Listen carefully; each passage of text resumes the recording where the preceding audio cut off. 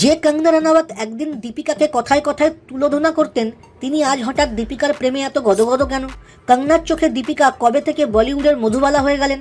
বলিউডে কবে কার সাথে দোস্তি আর কার সাথে দুশ্মনী হবে সেটা স্বয়ং বিধাতাও প্রেডিক্ট করতে পারবেন না। এই ধরুন আমাদের কঙ্গনা রানাওয়াতের কথাই।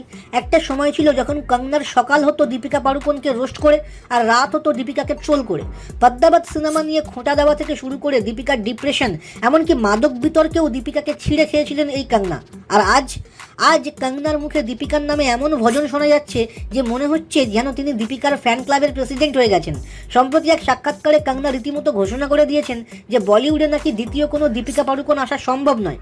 শুধু তাই নয়, তিনি দীপিকাকে সোজা মীনা কুমারী, মধুবালা আর মাধুরী দীক্ষিতের মতো লেজেন্ডের সাথে একই আসনে বসিয়ে দিয়েছেন।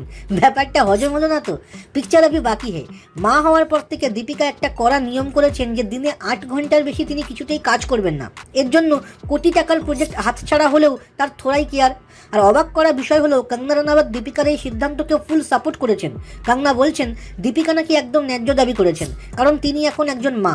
ভাই সাব, এটা কি সেই পুরনো কঙ্গনা, নাকি কেউ ওনার সফটওয়্যার আপডেট করে দিয়েছে? এমনিতেই তিনি এখন শুধু অভিনেত্রী নন, রীতিমতো সাংসদ। তাই কি পলিটিক্যালি কারেক্ট হওয়ার চেষ্টা করছেন, নাকি বলিউডে একা হয়ে পড়ার ভয়ে এখন পুরনো শত্রুদের সাথে প্যাচ আপ করার মিশনে নেমেছেন?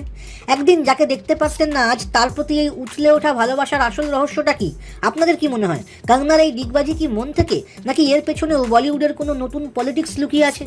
আপনার নিজের জন্য বা নিজের ব্যবসার জন্য পার্সোনাল বা বিজনেস ওয়েবসাইট তৈরি করতে চান, অথবা তৈরি করতে চান আধুনিক মোবাইল অ্যাপ? কোথায় যোগাযোগ করবেন, কিভাবে শুরু করবেন বুঝতে পারছেন না? যোগাযোগ করুন নিচে দেওয়া ফোন নাম্বারে।